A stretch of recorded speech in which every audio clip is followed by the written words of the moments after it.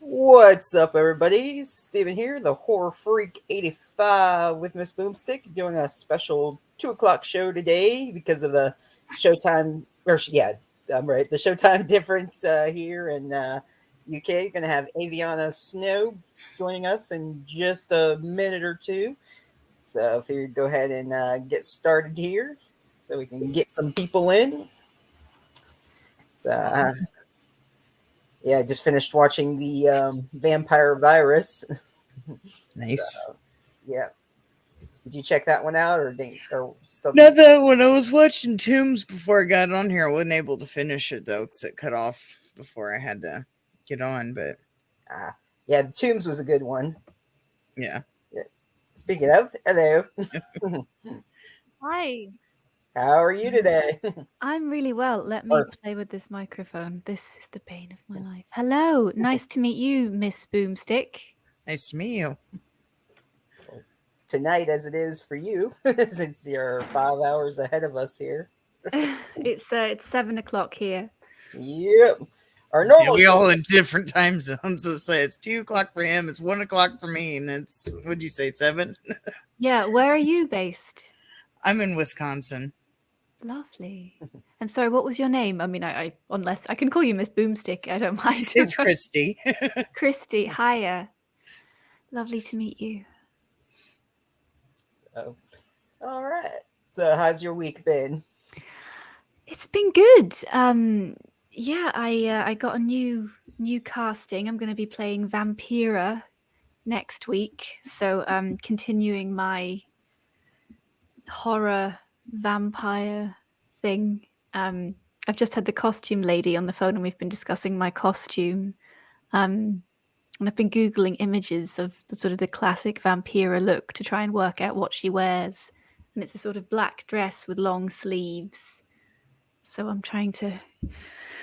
We never have enough money, it's always the budgetary constraints are always the problem. So it's trying to create these looks on a shoestring, but we'll get there. Nice. So what got you into the horror genre? Did you grow up watching horror? I kind of fell into horror by accident, I would say. Yeah, I went. What was my first horror? Trying to think back. I started off working mainly in theatre, and then one day, sort of randomly, I got an audition for an independent film to play a small role, and I went to the audition and got upgraded to the lead. They just sort of liked the look of me, as just sometimes happens. Somebody said, "Oh, actually, do you want to read this while you're here?" And I went, "Yeah." And then having had that sort of one leading independent film on my CV, it became easier to get a second audition for something else because suddenly I had some experience. And then, yeah, I think I wound up. What was my first horror? God, I can't even remember. The first independent film I ever did was called Retribution, and it was a sort of fantasy thing with angels and demons. So not straight horror, but kind of a fantasy, sci-fi edge. So no, it wasn't deliberate. It was just something I stumbled into. And you did theater, you said, and all that. Besides horror, did you watch that growing up, or any other genre that inspired you to start acting? I liked theatre growing up. I liked Shakespeare, and I used to watch all the kind of Kenneth Branagh Shakespeare adaptations. So that was, I think, what I actually initially wanted to do. And then I got kind of sidetracked down a horror, fell down a rabbit hole. But I like it down in my rabbit hole, and I've realized actually it's quite fun down here, so I might just stay. I'm like Alice. I fell down the It's a hole. The cozy horror rabbit. hole, the horror hole in this case. So what's your connection, Christy? Are you a horror person? Yeah, I got the horror YouTube as well. That's how me and Steven So met. do you two both do the? Are you both the same? Oh, hello, Adam. Sorry, that's my friend Adam. You both run this podcast together, or you have your own podcast? This I have my one, own channel, but Oh, cool. we do this on his channel together. I just like co-host with him, Well, that's and nice. then I edit it down, and then I post just the audio onto like Spotify and Apple Podcasts and Oh, stuff when I cool. have time. I don't always get them out right away, No, but of course. And yeah, I feel like I need a lot of editing because I'm so boring when I talk. it's there's good usually so not far. a lot. It's just if we have dead spots or whatever, or sometimes if me and him talk after the interview, I'll just cut it right at Yeah. when the interview's over and not the rest of it. But After you leave or whoever, we just ramble on and talk what's coming up and All the bad things you say, God, she was awful. nah, no, can't say that about you. You're awesome. Thanks for coming. And welcome, Adam, also. Adam's my friend from the UK. Ah, He can't speak, can he? We can't hear him, but he can type if he yeah, wants he to. can Is type, that right? Okay. right? I Yeah, don't know how unless this he like works. joins into this and we can't hear him. But yeah. So, um, go ahead, Boom. You wanted to. You he want to looks go ahead? familiar. Did he act with you or in anything, or is that He's picture? never. Bless you, Adam. Have you ever acted, Adam? He may just resemble some like one of the actors I'd seen in one of your films, but I've never acted with Adam myself, but okay. he may have acted with other people. I don't know. Oh, maybe. I don't know. I just he resembled some. I was like, oh, he It's looks quite a kind of classic familiar. shot, isn't he? He looks a bit like a matinee idol with the beautiful coiffed hair. Thank you. Almost looks like in the Seven. Kind of reminds me. Maybe that's what you're thinking. Did you watch the Seven, Boom? No, I didn't watch the stuff. I'm trying to think who's reminded me. I don't know. I'll probably never think of it, From a but certain angle, he's like a young John Travolta almost. maybe it might be what I'm thinking of. I don't know. That's right. Well, I had a couple friends tell me, well, I shave now, but when I had my mustache, that I looked like Steve Zahn from National Security. I don't know if you've seen that or not with Martin Lawrence, but Your head keeps disappearing as far. yeah, Yeah, I know, it's hard to see, isn't it? there we go. Just sinking into the bones. There we go. That's better, I think. In the middle of the two skeletons. Yeah, just don't lean back. Okay, I won't move. Oh. Be like Lex Luthor, just no hair. Yes, there we go. I'm the villain of the podcast. I noticed you play a reporter in quite a bit of your stuff. Did you have any like background in news reporting at all? Bless you. I've lost. Here we are. I mean, I was once a newsreader for an Indian. Bless you. That's Adam answering the question. He has acted.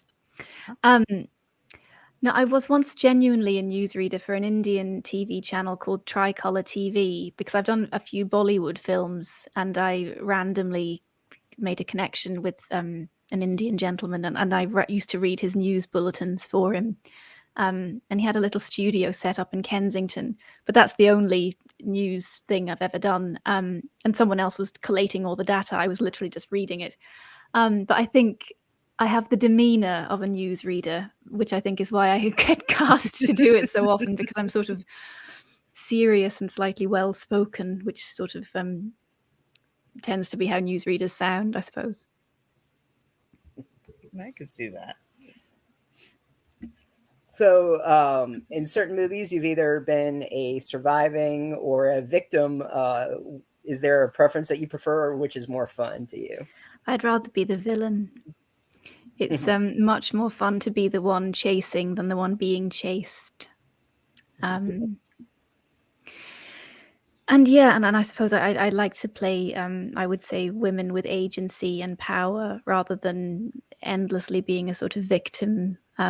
It's important that we think about the portrayals of women on film and television so that you're not just endlessly showing women as weak and sort of constantly in a victim capacity. That's one thing I like about the horror because we got the final girl. Exactly. Right. They defeat the evil, or they get to play really good villains. Yeah, I think horror has always been a genre which has had strong leading roles for women. and it's one thing I like about it. In Lockdown, that was actually filmed, or the Lockdown Hauntings, I'm sorry, was filmed during the actual lockdown. Genuinely during the lockdown, yes. Yeah. So how did you get to be a part of that? Was it just because you knew him and they wanted you in it, or you heard about it and decided to... Well, so no, Howard Ford called me, and there was no audition. Well, they couldn't really audition because we were in a lockdown, genuinely. So he couldn't, it's not like you could hire a room and get actors to come in and audition. So it was cast fully from people he had either already worked with or people he already knew in some capacity. And I had auditioned a couple of years before for Howard for a champagne commercial, of all things. It was a sort of James Bond style commercial. They wanted a lady swimming in the sea and then sort of walking up the beach shot of this deserted island, and she was meant to be a spy and all this business, and I didn't get it anyway, so obviously my female spy stuff was not up to scratch.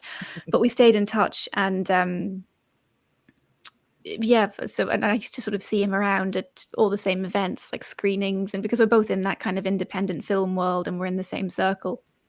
So yeah, he just literally called me and said, would you be up for letting me film you? And we used the actors' own homes as the filming locations because there was no scope to go out and hire anything because we couldn't break the social bubbles that we were all in. Mm-hmm. So it was literally, would you want to be in the film and could I film you in your house? And I said, yeah, of course, happy to help. Yeah, because I was going to say that'd be a challenge during the lockdown. That's an interesting time to be able to put something together like that. So. He was amazing, I think, and very resourceful and creative to make something under the circumstances. Yeah, we've seen a lot of people get creative during that time. They had either this type of auditions where they'd do it over the computer, or they'd have like the movie Host, like the whole thing just takes place with everybody on something like this. I don't know if you've seen that one or not. I mean, people came up with all kinds of things to kind of try and get around it. So I think it forces you to be resourceful and come up with a creative way of how can we make it work within the constraints. Right. Since you've been in so many haunting and paranormal movies, have you ever had any real life ghost experiences, or do you believe in that yourself? I try to stay open. I don't know. Nobody knows for sure. So I have an open mind to it. Did anything, so you've been in a few paranormal movies, did anything weird happen on sets that you remember? I mean, I remember when we were doing the Seven, we had a scene with a Ouija board and we were meant to be calling up or summoning the demons and ghosts and things. And we all did the scene and it was fine. And then the next day we found the Ouija board outside and it had been set on fire. So we sort of found the burned remains of the board. And, as far as I know, nobody took the board outside and set it on fire. So there was kind of a question as to how did that happen? And you never get a definite response. So, you never know for sure. It could have been someone playing a prank or it could have been, I don't know. So... Yeah, that is definitely creepy, especially with the Ouija board. I know. It was a good prank if someone did that. Yeah. Let's freak out the cast. Very creative. Most definitely. With your theater background, do you feel that's helped you a lot with your acting? I mean, I think, definitely. I think you learn to act really on stage, and all the best actors I think tend to have come from a theatre background because it's harder to hide on stage. You have the immediacy of the relationship with the audience, and with film they can kind of edit around a bad performance or kind of it's almost the editor that makes the performance because they choose to show your reaction and then you can almost cut to something else and then cut back, and you can kind of make it work. Even if the actor wasn't that good, you can sort of edit it together and it'll look all right.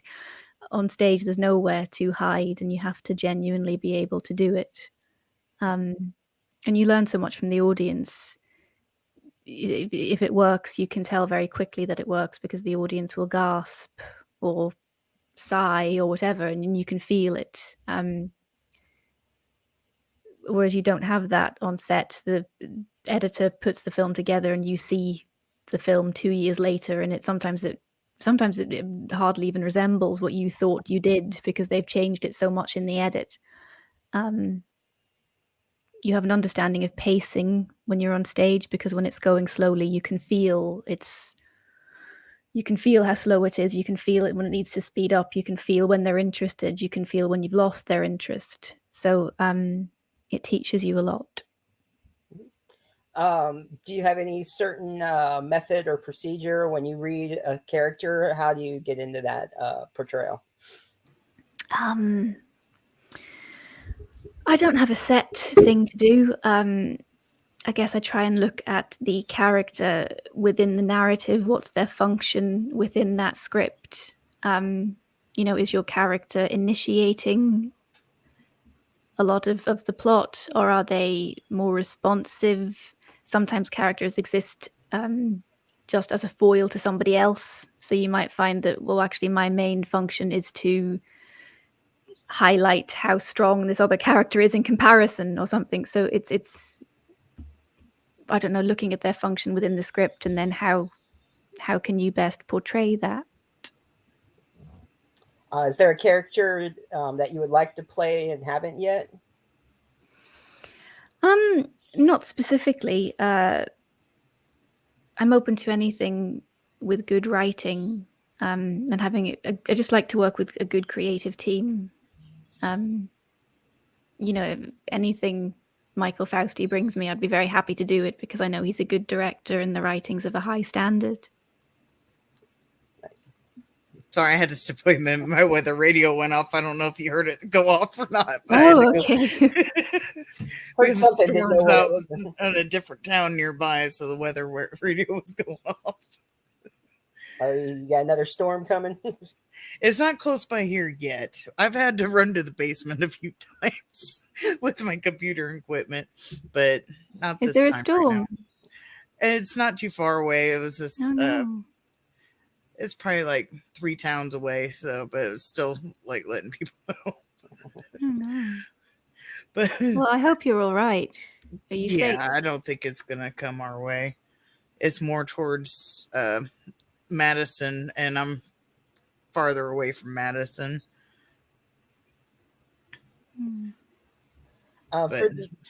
Sorry, go ahead. Sorry, I didn't mean to cut you off there. Disappearing here.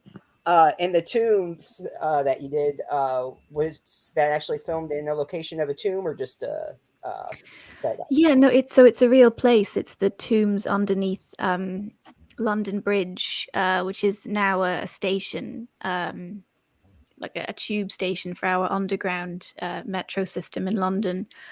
But there genuinely is a network of tunnels underneath that station. People used to actually live on London Bridge several hundred years ago. And,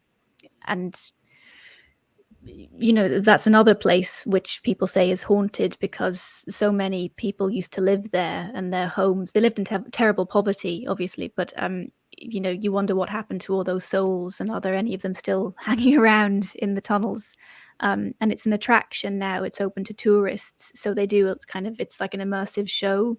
So you walk through the tunnels and they have actors kind of reenacting like people that lived on London Bridge back in the day.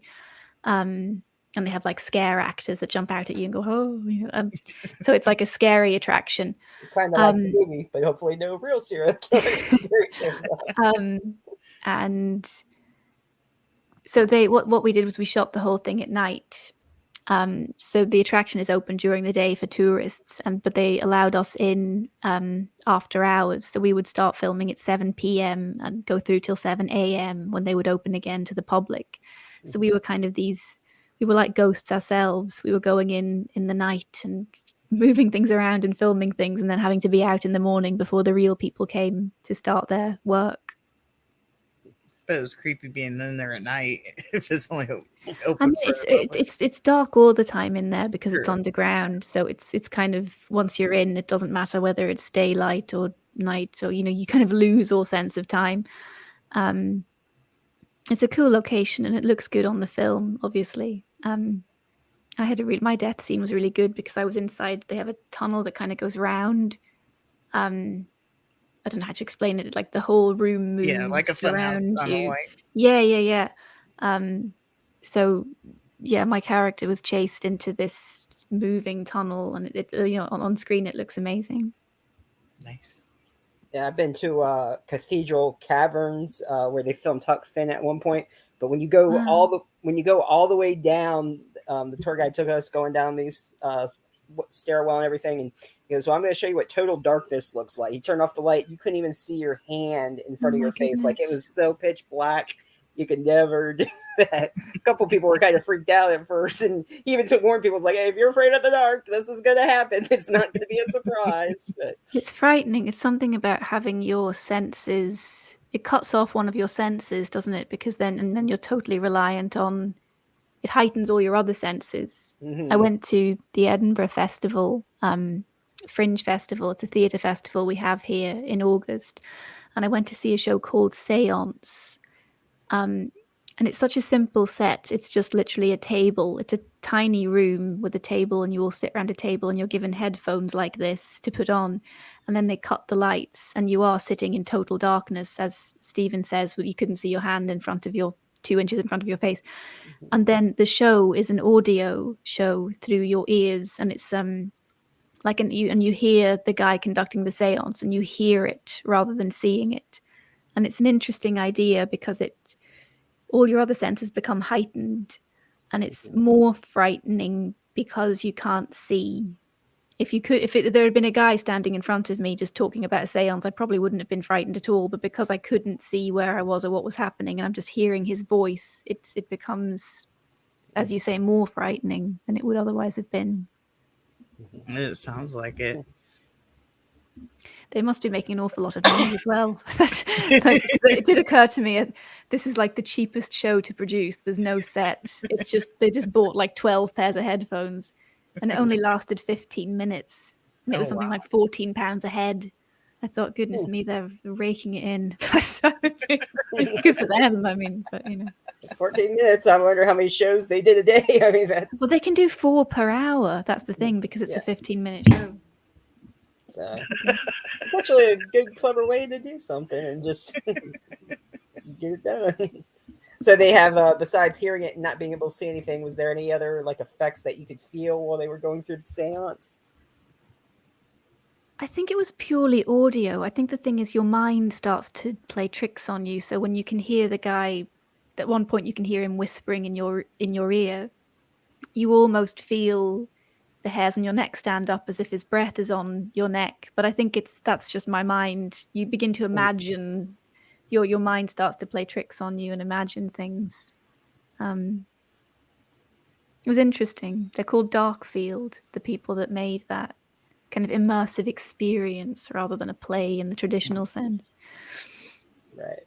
Sounds really interesting. I think closest thing I did was we saw a movie that was considered 4D because when it was like a SpongeBob movie of all things. It was my son. I have a son. So. Oh, do you? Oh, how old is your son?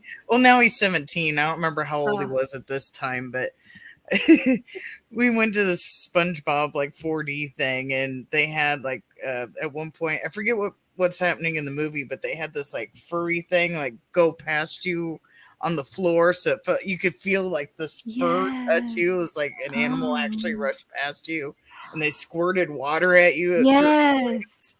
But you had to wear 3D glasses, so you see like stuff coming out of the screen, and you're feeling stuff as it's going on. It's interesting. It's not really scary, but people have tried to do that to kind of combine. It's like a hybrid thing where it's a film / live experience happening all at once. And people keep trying to do it with sort of varying levels of success.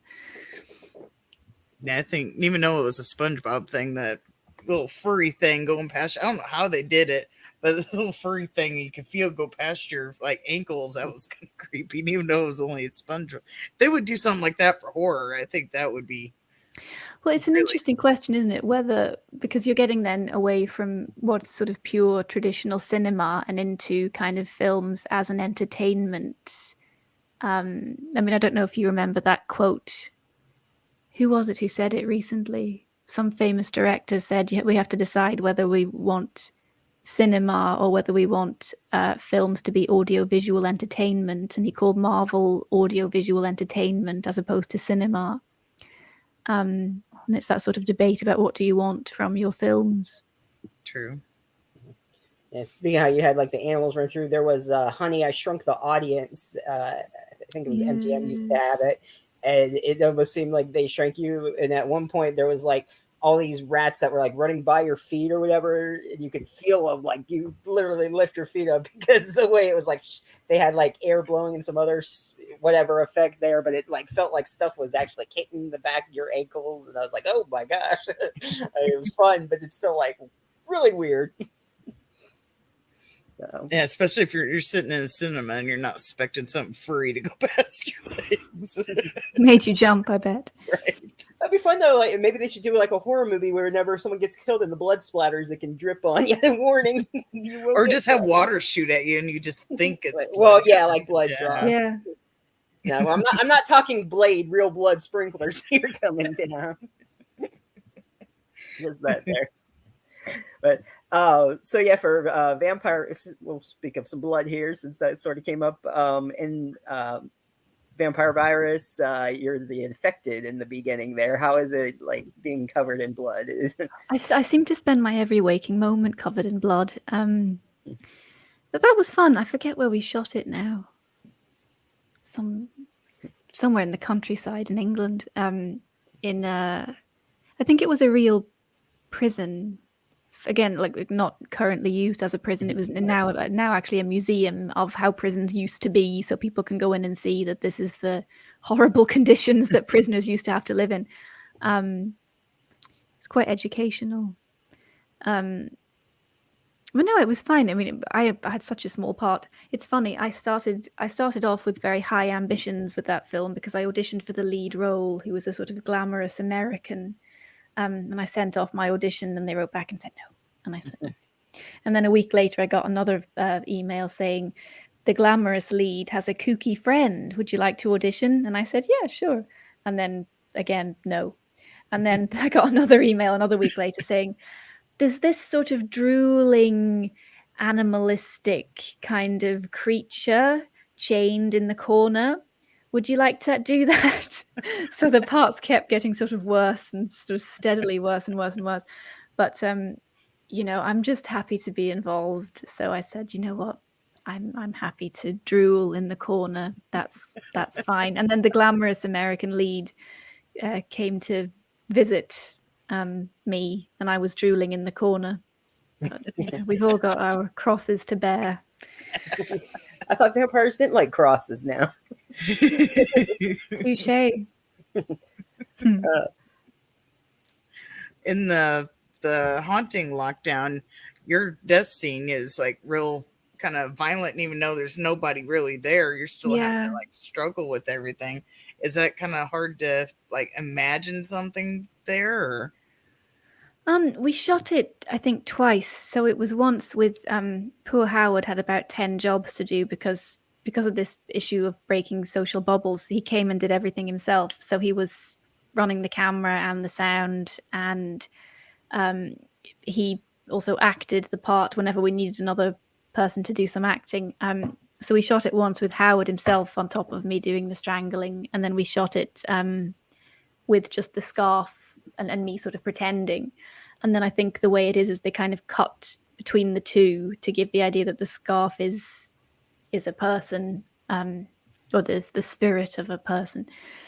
No, I don't think it was difficult. Acting out being attacked is always emotionally challenging, but Howard's great, and I felt safe. So Yeah, as long as you feel safe.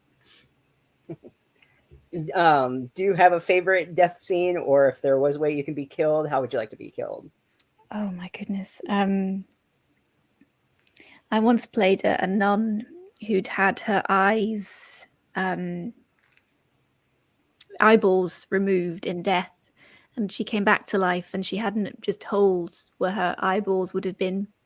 That was quite cool. And then she was killed killed again, 2 deaths, killed with a scythe, and I had my head chopped sort of in half diagonally. That was pretty gruesome, even by my standards. Was that the Covenant or whatever? A Covenant convent, or the yeah. Covenant? What am I saying? Covenant. I'm thinking witches. Fine, I know. Coven, that would be. Yeah, not the Yeah. witches. Yeah, but that's the one. No, I didn't get a chance to watch that one yet, but that's the one you're talking about. Nice. So, like, what about you two? I feel like I'm so boring. Like, what's your background in films? Do either of you make films, or you just like watching? I Mainly used to do. watching. And you're not bored. You're doing great. I did TV productions and drama in high school, and so did that for a while. I was an extra in the movie Never Back Down, this Fight Club movie that was filmed in Orlando. It's got I can't think of Sean Ferris is in it, and then the guy who was the Cam Gidget, who was the bad vampire in Twilight in the first movie.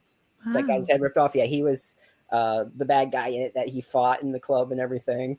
And like I mentioned to you when we were talking, I'm going to be filming a movie next year that Mark Polonia and Jeff Kirkendall are doing about killer plants. So I'll finally. Congratulations. Thank you. I'm looking forward to that. That'll be fun. So, but other than that, that'll be the first like actually speaking instead of just in the club, like, acting like I'm talking to this one girl. But it's funny though, Sean Ferris, though, he does walk right by me as he's heading into the club. So it's brief, but you see me. Good for you. Oh, there's Adam. Bless him. He's so supportive. It's always good to have friends like that. Hey, hello, little buddy. And me, I just basically watch. Then my husband taught me how to do some editing, so I've been playing around with that. I made a few little, I'll call them shorts, but it was just me playing around with like editing. They don't really have a plot or anything. It's just like weird shit going on. No, it's fine. I mean, lots of horror films do have that kind of surreal aspect. I just did a documentary about Jean Rollin, and a lot of his films are kind of surreal, and they're sort of image-led rather than plot-led. So I think it's equally valid. Nice. Yeah, I think I have this one. I think it was called Creepy Creation. And it's just like an outline of, I think it was like a robot or android or something. I don't know. I took stock footage that I was able to get and just added effects to it and made it look weird. Yeah, no, you've got to start somewhere, and you never know what will come from those experiments. Right. I just learned how to do it, and I was just like, oh, I'll just, figure out, sharpen my editing skills, teaching myself. I don't know any of this. I just learned how to do computer stuff like a couple years ago. So just No, throw it all I'm together. useless as well. Let's see. You got anything else, Boom? I was gonna, or you want? Go ahead and say what you were just gonna say. All right. What was it? Black Lake is one that you did. That's a beautiful film. Yeah, that's about it's about this sort of systemic oppression of women in Pakistan, and they have a sort of folk myth in Pakistan that a woman who's wronged in life will come back after death in the form of a churel to take sort of vengeance on the men that wronged her. So I liked that film because it was not just it was obviously it's horror, but I felt like it was horror with kind of a deeper message, and sort of women's rights around the world is an issue that's dear to my heart for obvious reasons. So I felt very lucky to be involved with that. That was another odd kind of casting where I didn't audition for that either. I applied, and then the director, who's a marvelous woman called Kay, just asked me, did I want to have a coffee with her in central London? And I've said, yeah. So we went and had a cup of coffee and just talked. And I think she just wanted to find actors that were on the same wavelength and kind of, were interested in the issues. Yeah. So I'm proud of that one. It's beautifully shot as well. She's got a wonderful eye. It's kind of sensually, beautifully put together. Have you done any traveling outside of your country to film, or everything takes place there in a studio? Black Lake was shot in Scotland in a remote part of the Highlands, so that was very beautiful. I think the furthest afield I've ever gone was Mumbai when I was doing my Bollywood career. And I was flown to Mumbai to film. I can't even remember what it was called. I think I was cut out of the final film as well. I was increasingly there are quite a lot of Bollywood productions filmed in London because I think they get tax breaks from the UK government. So you'll find in a lot of Bollywood films now there's suddenly a plot line where somebody goes on holiday to London or something, and there'll be like a bit in London. And sometimes they just, rather than go to London, they bring London actors to Mumbai to shoot it, to give the idea of being in a sort of diverse city. But I didn't even appear in the final edit, so I thought, goodness me, what a waste of time that was. I mean, obviously Mumbai was lovely, but yes, I mean, what a long way to be lost in the edit. Being in Bollywood films, I know a lot of them. I don't know if all of them do, but I know a lot of them have the dancing in them. Did you have to, or I shouldn't say did you have to, but did you take part in the? It was a bad way to word it, but did you take part in the dancing? No, I have not yet inflicted my dancing upon audiences, and you don't want to see my dancing, I suspect. I've done a few dance auditions, and I never succeed, and I know why. I'm terrible. I guess that's why you weren't dancing too much in the seventh, or in the one dance. No, exactly. I was the one that didn't dance. And then finally, she sort of got you to get started, but that was it. Though you weren't like part of the whole group going down. Yeah, she was kind of a bit of an outsider, that character, which I tend to play quite well. I was noticed you had a couple things in the IMDb, but it says post-production, so I don't know if you're allowed to talk about it or not. But it says Video Shop Tales of Terror. Yeah, that's anthologies. Yeah, it is an anthology. So I really like the Video Shop crowd. They're all, well, it's kind of, there's a place in it called Romford, which is kind of in Essex, sort of east of London. And that's kind of the epicenter of that community of people. They're wonderful kind of independent filmmakers who kind of come together, and Spencer Hawken is kind of their uncrowned king because he runs the place where they all film in Romford. He had this idea that we should make an anthology because it gives 6 directors a chance to kind of direct something in a feature, because lots of people struggle to get their first feature because trying to get the funding and and funding to pay actors, pay crew, locations to film, it can be a huge undertaking. So we decided to make an anthology so that gave sort of 6 directors a chance for their work to be seen, and hopefully to introduce their work to a wider audience, because people might watch it because they like Tom Lee Rotter's work, and then they'll be introduced to Michael Fausti's work, so then they might go and watch one of Fausti's other films or something. So it's a way of kind of broadening your audience base. So I've worked with quite a lot of those guys from Romford, and I think they're really cool, and I like the whole vibe of the place. They're very supportive of the indie community. So I'm in Michael Fausti's segment, which is called Vergessen, which I've learned is German for forgotten, which I didn't know until recently. And it's set in the 30s in Berlin, and it's based on a real thing which happened. The Nazi government placed some spies into a brothel in Berlin, which catered to high-ranking Nazi officers so that they could spy on their own people and make sure nobody was plotting anything. So the ladies were prostitutes, but they were also spies, and the bedrooms were bogged, and there was a bloke sitting in the basement kind of recording everything that was said. And it's about those women and the way they had to live and the power dynamics and shifting power dynamics, and those women trying to find their strength and their freedom in that very difficult situation. That's a good story. I don't think anybody is, well, maybe, but I don't think anybody's really covered something like It's that. an interesting premise, and I like that it's viewed through the eyes of the women rather than these. Often wartime tales tend to be told from the men's perspective because they were the ones that were out fighting. But what about the women and what they were going through? You know. I also see you're going to be a voice in a video game, Murderous Muses. Is that right? Yeah, so that's with Deveki Studios, and they're another wonderful crowd of people that I've worked with a few times, Tim and his wife Linda. So they're a husband and wife team that make these really cool video games. I've already appeared in their previous game, Dark Nights, with Poe and Monroe playing another ghost. A ghost who's again come back to seek vengeance against someone that she thinks has wronged her.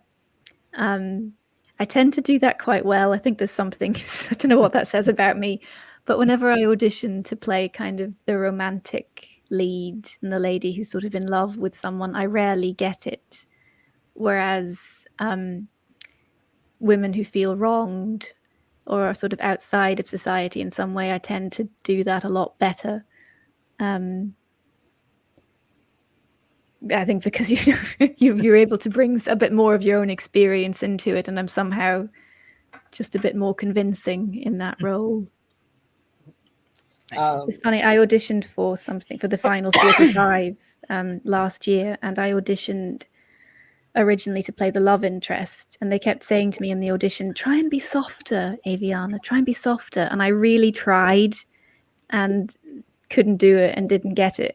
And then they called me back a week later and said, another role has come up for us, a freedom fighter who's leading the French resistance and murdering Nazis. And we think you'd be perfect. So I think I tend to do that. I'm more convincing somehow as that. Maybe come off as more independent, because usually the love interest, they want more meek and whatever. Yeah, I never get it. And that's just why. think of yourself more strong and put it that way. Yeah, so ghosts and people that are aggrieved is what I do better. And it's like Inglourious Bastards, do what we do best, killing Nazis, except the female version. There you go. That sounds like a good time.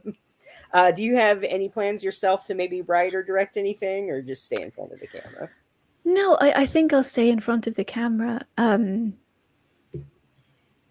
I don't know. I think that it's already such a full-time job, and I don't have endless energy, and I only have so many hours in the day. So I've kind of focused on being in front of the camera and my union work. I'm the chair of West London Equity, as well as various other positions within Equity, my trade union. It's like our British version of SAG.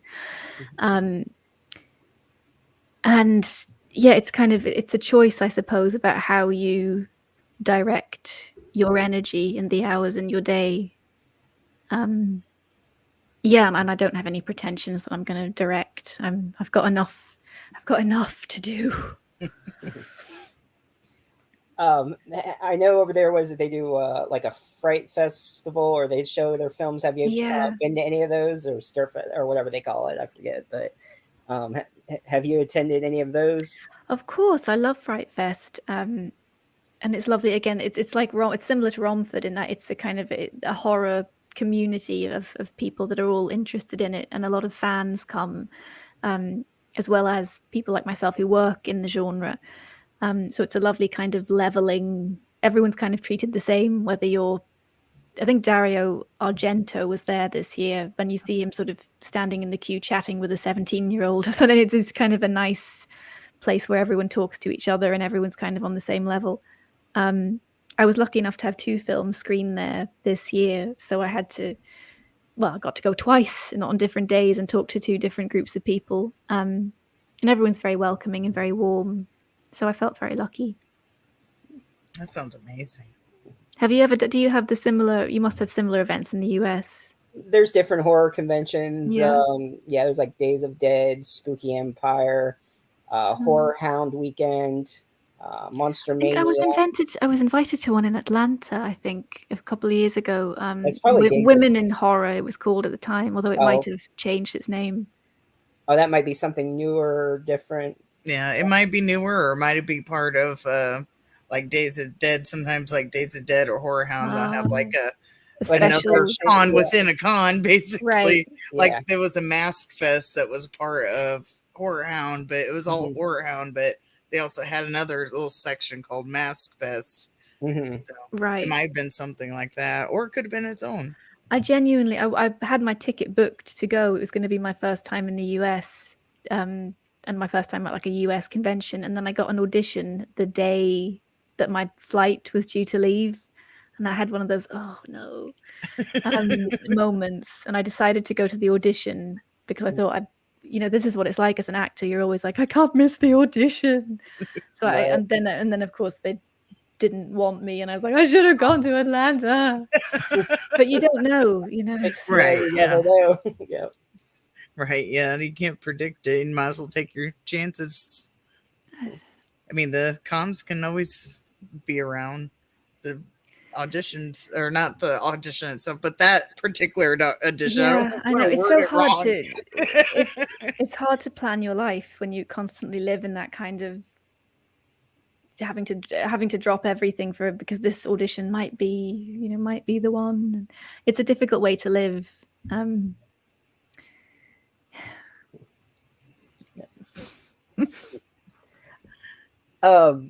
Let's go ahead and we'll go ahead and I'll get Boom to put the Kickstarter info for how to kill monsters. But yes, of course. Thank you so much. Which I got mine. I got the shirt and limited edition and whatever else. In that package. So yeah. That is so kind of you. Thank you so much. Yes, you're welcome. I'm looking forward to that because of course I missed out on the Book of Monsters when they did that. But I know this one is totally different setup. The little bit that we do know about it, like first takes place in the good, she found it. Okay. I already had the link pulled up, so I was already ahead of the game. Good. I'll put it on the screen there if anyone wants to see it there. I'll leave it there for a minute. But yeah, so it's different from what I've done previously. If you go to the Kickstarter, it does have the like a little trailer there of how it starts out in the cabin in the woods, just pretty much like every horror movie does there. And instead of her, like, I like how you're saying, oh, the story hasn't ended, it's starting now at the police station. And on the Facebook, your character's name was Velma, I believe. Yeah, I think he's taken inspiration from Scooby-Doo because there's Velma and there's Daphne, I think, is one of the other characters. It's different from what I've done previously. I've never done a comedy horror. I've always done quite straight horror. So I think it'll be fun. And it's nice to, I guess, have some kind of levity or jollity in my life. But, we shot my bits up in Leeds which is a city toward the north of England, in a fully state-of-the-art studio, brand new, beautiful. And it was quite nice they'd built a cabin in the woods, indoors in a studio, rather than having to actually go into the woods, where, you spend all your time battling with the elements. And, if 1 minute it's raining and then it's not raining, and then that mucks up the continuity because in the previous shot it was raining and now we've got to wait for the rain, and then the light's different and the cloud has moved, or and it's right. So it was nice to have a bit more control in a studio setting, because you can control the weather, and it's just a bit warmer and a bit nicer. It just makes my life easier. Yeah. They were a very good cast and crew, and Stuart is amazing and has such a great vision for the piece. Did you watch Book of Monsters at all yet, or haven't had a chance to? No, I actually decided not to watch it because I thought I don't want my portrayal to be kind of based on something I've watched. I like to read it and have a sort of tabula rasa, a blank slate, and just kind of make what I make of it. And I got the part very late in the day as well. It was literally, I think someone had dropped out, and I auditioned at the weekend in order to start filming on Tuesday or Wednesday or something of the following week. So it was really last minute running. I wasn't expecting to be in it. No, I decided not to watch it. So we'll see. Maybe I'll regret that decision. I'll be like, I should have watched it. It's totally wrong. What was I doing? Well, we're like kind of told before it has like the same sense of humor and stuff in it, same style as Book of Monsters. So I'm sure it's going to be a good time. I think it's quite a gore fest as well. Yeah. I think they really like the kind of blood and gore and it's kind of, yeah, the monsters themselves are interesting. I better not say which monsters I worked with personally, but Right, it's there's like an element of kind of puppetry. It's quite that's quite hard because obviously on the screen it looks great, but in reality you've got it's a bloke, with his hand inside a thing, and you're having to sort of react to the puppet and not look at this gentleman sitting sort of a foot away from you. Yeah, same as the first one. A lot of practical effects were done. So absolutely. On this one too. Yeah. Yeah. I know you can't divulge too much info, which is understandable, but any quirks or anything you can tell us about your character that we can expect?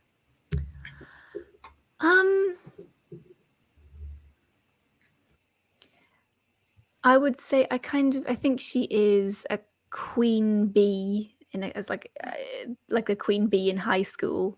If that's how I would picture her. She's a bit of a social butterfly, one of the popular girls, and she's the power behind the meeting in the cabin in the woods, and she's orchestrated the events which happen in the cabin in the woods. So she's like most of those kind of queen bee girls, she's a bit of a spoiled madam at times. Likes to be in charge, is in charge. Yeah, I don't know if she's a very nice girl. Okay. She's dressed up like a witch, so my costume was amazing, although it got steadily deteriorated throughout the shoot because one of the best ways to get blood out of your skin is shaving foam. I don't know if you've ever needed to know this, but if you would like to know this. So after being bloodied, there was a lovely makeup gentleman who covered me in shaving foam to get it all out. But then, of course, as the days progress, your dress becomes more and more covered in shaving foam. So by the end of it, I was a bit of a state, but it's all part of the fun and games of the whole thing. Yeah, on the Facebook, of course, your picture was posted in like the black dress and kind of looked like a little witchy vibe going on, or leader of something. I was impressed at how clean it looked because that was after it had been dipped in shaving foam, but I seem to have gotten away with it somehow in the photograph, unless they've done some editing or something in post, maybe, because it was not that clean. Yeah, I got for anyone who does participate in the Kickstarter, you do get emails of like behind the scenes. Oh, really? Videos. So have you seen me in shaving foam? I don't know. They haven't shown that yet, but who knows? They might. I don't know. Goodness me. Like they did reveal like 4 more members of the cast, and they had a scene behind the camera. I think there was another video. I got to go back and check, but like a little screenshot while being filmed, and so. I feel like you've seen more than me. I haven't even seen that. So. And I was on it, and I haven't seen it. But yeah, I don't know. Besides your picture, I'm not sure if there was anything else. But I'll have to go back to that email. I'm quite good at avoiding the behind-the-scenes camera So sometimes when I see them coming to do behind the scenes stuff, I sort of quickly remove myself. So you might not see me. Like, They run and hide. what was the movie? Oh, okay. I was trying to think of the movie, and I remembered in Austin Powers where he's like going down the stairs, and he's like, Yeah. I don't know. I don't always like to be filmed behind the scenes because I feel like I'm in character. This is my process. I don't want to be filmed. But yeah. So yeah, definitely keep an eye out for that, and I'm looking forward to seeing it. So, I watched the trailer last night, I think it was, and I was watching it, and they actually bring the narrator like into the movie, and they're like they can hear it. Yeah. We did that as well. The kind of breaking the fourth wall element. And I think it was the same cops from Book of Monsters too, or was it? So they got their part in it. So always good.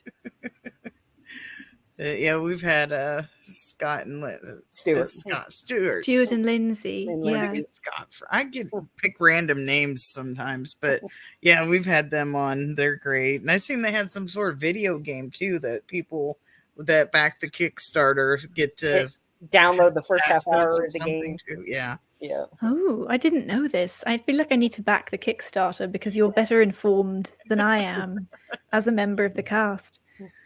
Yeah, when you go on that link, it tells all the different peers I can't talk now. The tiers. There we go. Of how much you spend on there and what you get on each one. Plus that, I think I don't think I got up to the point, but you do get a credit in the movie. I think I got the thank you credit, but there's also, if you do more, you can get an Internet Movie Database credit even on it. So yeah, I couldn't afford career, Stephen.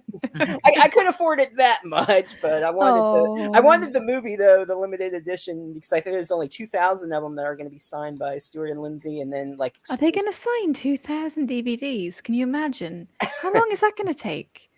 I guess depends how long. You'd be sitting there for hours. Like, oh my goodness. So maybe they'd do like so many per day or something. I don't know. Like you'd have to limit yourself. I'm going to do 300 today, another 300 on Friday. So yeah, I'm not sure how that'll work. Commitment.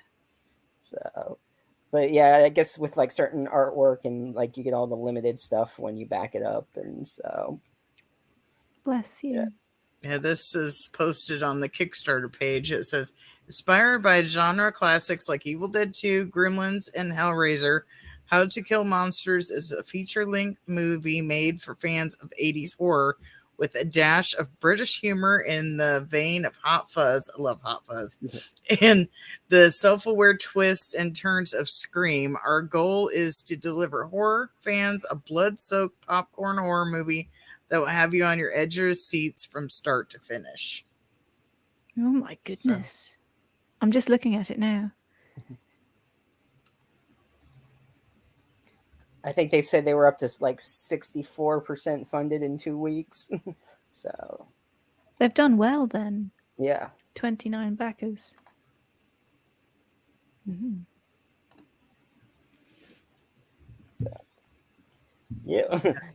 I almost wanted, I mean, I can't afford it, but I wanted to get like everything. That'd be cool. The video game, the credits, posters. It's like, oh, which one should I choose? Because there's one with the posters and then t-shirt. I got the t-shirt one, but I was like, oh, those posters look cool too. It's like, they're all good perks. So you're so sweet. No, it does mean a lot to me whenever people, give their very hard-earned money to support a film that I'm involved with, because I know it's very hard to earn money. So I hope that it's worth it and that you enjoy the film and that you feel that it's worth what you gave. And thank you for supporting it. It does mean a lot to me. You're welcome. And I'm sure, I mean, if it's anything, or it might even be better than Book of Monsters, the more gore. And so I think they always want to outdo themselves every time.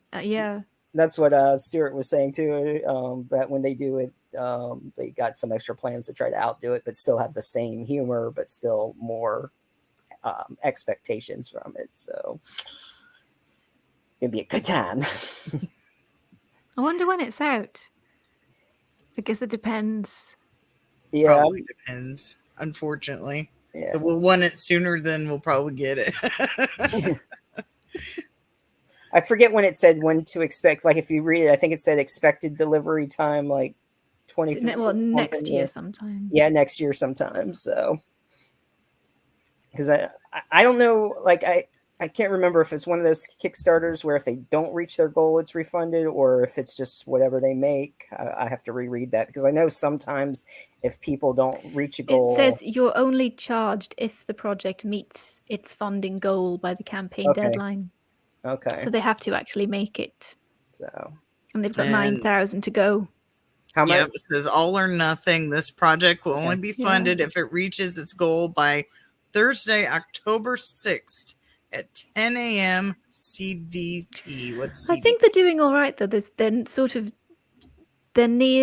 already got over 21,000, so they're kind of nearly there, and they've got Mhm. 15 days to go. I think it should Mm. make it. That's pretty close.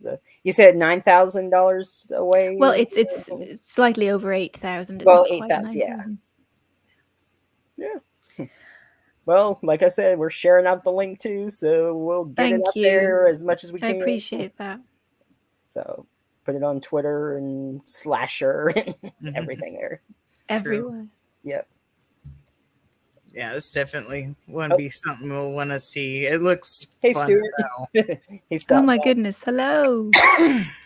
I hope I'm explaining the film well enough, Stuart. Because, yeah, I've been trying to explain it, but you will know much more than I do. So, yep. Yeah, it looks fun as hell. So we'll be excited to see it. Yeah, I'm sure it'd probably be showing it at festivals there.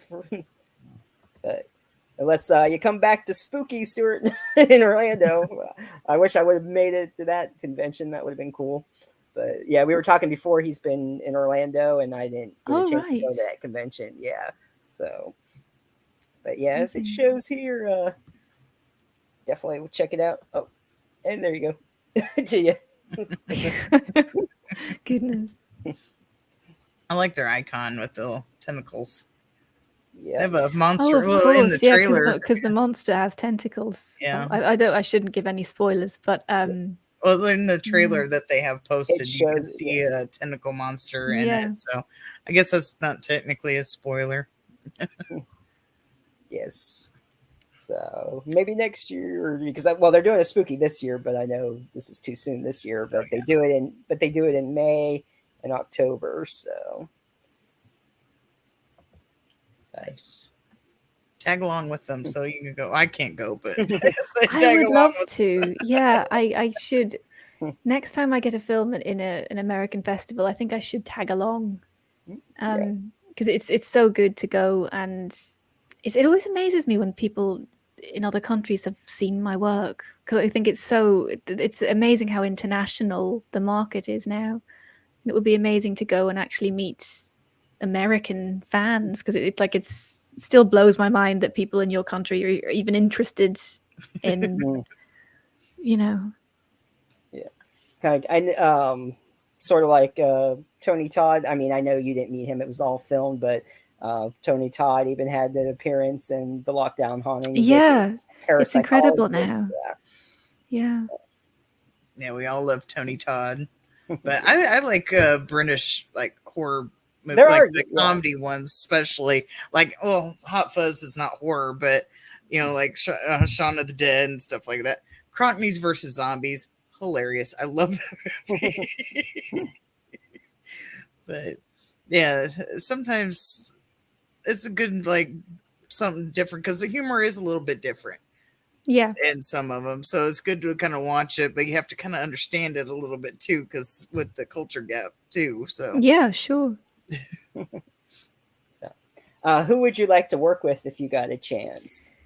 I've been kind of stalking Sean Cronin to try and get him to cast me. I don't know whether you know him, but he's a British film director. Yeah, who makes these really cool, just it's really beautifully produced, beautifully executed films here in the UK about kind of ordinary British people. And I think it's important to have that authentic representation of real people on the screen, so that it's not always just I think often people think of British film as British cinema as sort of Downton Abbey, and it sort of always seems to be terribly posh people that live in castles. And it's kind of nice to have ordinary people shown on the screen as well. And I went to his latest premiere, which was Give Them Wings, which was about a working class disabled man. It's a true story, living in the north, and how he overcame terrible poverty and all the discrimination that people had against. He's a wheelchair user. Set in the film, he grew up, I think, in the 60s or 70s, and the barriers he had to overcome.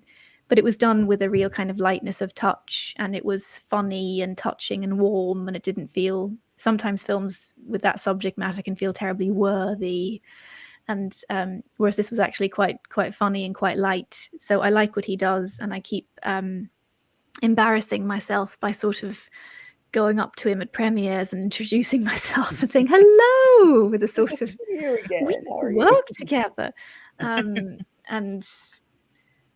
yeah, someday. And he's just been up north directing something called Our Kid, which is a kind of, it's sort of a Liverpudlian phrase, I think, again, about someone who's overcome disability. So yeah, I think he's kind of one to watch in the British scene. And yeah, I've gone up to him twice now at networking events and kind of tried to initiate a conversation. And I think it'll either work in my favor or I'll be accused of stalking him, and that'll be the end of a restraining order. You'll get a restraining order. It's kind of either one or the other. It'll either be she's great, we'll have to cast her, or restraining order. So I've got to. Yeah, it's so hard to. It's hard to negotiate, isn't it, when you sort of want someone to work with you, but you want to keep it on the side of nothing criminal. Just right. Sort of... Wake up in Cast the morning. me or else. Yeah. Just don't break into his house, cook him breakfast, and be over the bed. What the hell? I shall be standing at the end of your driveway every evening from 7 p.m. for the next week. If you want to talk, just pop out. And then look at the window, or maybe hold up a boombox. I'm here. Yeah. No, there are a lot of great British. I'm just a boy who loves a or who loves a girl. Yeah, I'm just a girl standing in front of a boy asking him to cast me. To cast me, exactly. So there are lots of good kind of upcoming British directors I'd love to work with. I'd love to work with more women directors. I think I've only ever had one, maybe two female directors in my entire career, which is not a good thing. We need more female voices, and I think the way the industry is set up kind of conspires against women. It was designed by men for men. If you want to take a few years out to have children, a lot of women find they then can't get back in again. You sort of leave at your peril. Women are not allowed to age. So there's lots of stuff I'd like to do. You mentioned that you worked on a documentary before. Would you want to do any more documentaries, and what type would you like to do? I mean, I enjoyed doing that documentary because it was about a horror director, so it was kind of right up my street, and I got to meet and work with a lot of interesting film people through doing it. But in general, documentaries don't allow me to do much acting because they're all real people talking about real things as opposed to actors dramatizing things. So I mean, yes, I'd love to do it again, but generally speaking, documentaries are probably not the way forward for me because I want to act. I want to pretend. I want to either be the hero, get killed. I want it all. Just anything that's terrifying. I want to be a witch in the woods, plotting her vengeance, summoning demons. Sounds a lot more fun than real life. Well, precisely, right? Who wants to be real when you can be a witch in the woods? Exactly. Yes. Casting spells on getting your revenge. Hell yeah, I would. Yeah. I don't have any woods nearby, but at least I don't think. I was like, hell yeah, I'll do it. Just grab a camera and start running around like the Blair Witch Project. I usually try to keep, well, I always have a phone, but I always try to keep at least one phone or one camera on me at all times just in case something interesting happens. I could film it. And then we have a Ring camera. I've made videos out of Ring cameras before. I got, I think, 3 of them now on my YouTube. I think, yeah, 3. I have one because a squirrel was crawling on it. Then we had interesting incidents with some dude getting pulled over by the police, guns drawn, them getting pulled out, drug dog coming out. And then I just posted one yesterday because we had a grasshopper crawling on it. Yeah, I saw that. I heard something. The motion sensor caught it and everything. It had to have been big enough to, but it was like right on the lens too. So I don't know, but yeah. What's funny is since you mentioned the grasshopper, I was when I was at work yesterday over on the Walmart radio, they were talking. I don't know what brought it up, but they were talking about the ring bell cameras and stuff that was like waking people up. I think it was like an animal or something who was saying they wanted in, but then there was another one they couldn't figure out. It kept waking them up and activating every night, and it turned out it was a roach. The same time, like Jake is like, what the heck is that? Oh, that's awful. It was a roach setting off the ring bell, and they're like, damn it, let me in. Well, they didn't say damn it on the radio, but that's basically like, let me in. Like, what are you doing? And sometimes ours goes off for no reason whatsoever. Well, it has to be something because sometimes we'll leave the front door. We have an enclosed porch, so my dog will like hang out there. And sometimes she'll start barking, then the ring go off. And I look, and I was like, "There's nothing out there. I don't know what she's barking at, and can't see anything." Last night, I took her out, and it's like almost 2:00 in the morning, and she likes to go in the front yard. She's allergic to something in our backyard, so we always go up front to do our potties. So I went up front, and then as was getting ready to walk back to the back door, something's getting like attacked or murdered across the street. Don't know what's going on, but I was like just in the eye line of the ring, so you can hear like whatever massacre is going on. I was like, okay. I thought about Cliff. I was like, what the hell is this? I don't know. But yeah, that's caught on there. I think it was a dog and possibly a raccoon fighting. I don't know. Oh my goodness. I'm worried for you. You've got all these a menagerie of fighting animals and a storm. I feel like you've got more important problems than talking to me. I'm good. Say our storm was close to Madison. I shut off the weather radio, so I don't know if any updates, but last I saw it was close to Madison, which is like 45 minutes away. Yeah, it's not supposed to storm here till 3:15. That's an hour for me, so Madison's getting hit right now. My husband's in the middle of a storm because he works in Madison. Oh my god. But yeah, we're not getting hit till later. So we're good. Yep, that grasshopper is a killer grasshopper film. I'm ready for my close. That's right.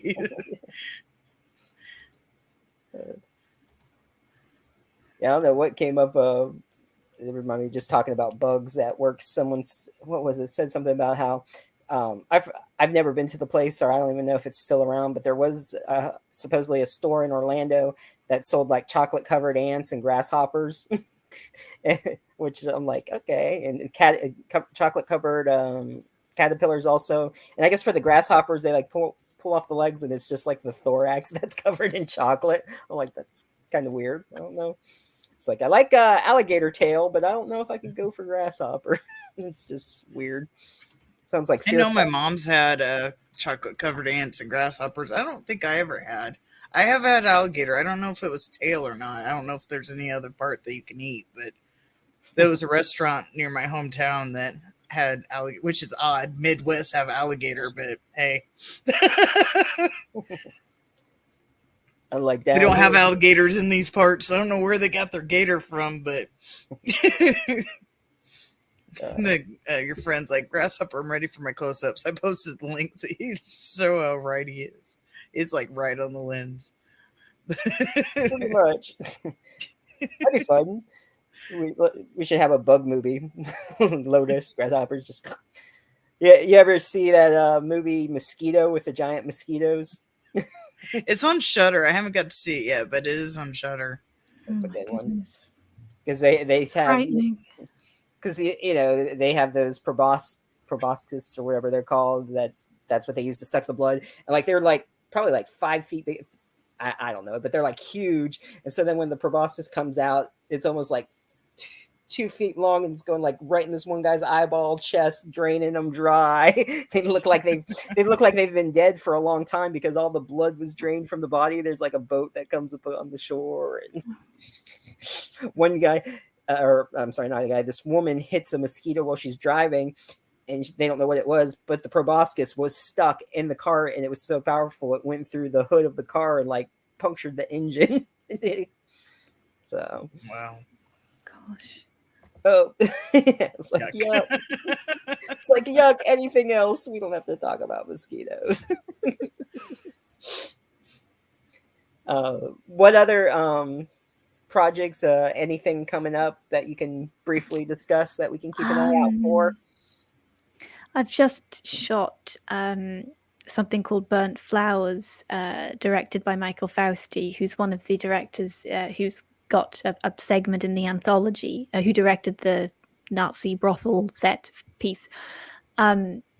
He's got a wonderful mind. He comes up with these incredible situations and these amazing, vaguely surreal kind of situations and characters. And again, I better not say too much, but it kind of flashes between the 90s and the 70s. And there's a girl, she's working for the police, and she's investigating a case. My character comes into the station and reports her husband missing. And then it sort of flashes back to the 70s, and you see the sort of shady dealings that my husband was involved in, centering around a club called Dahlia's.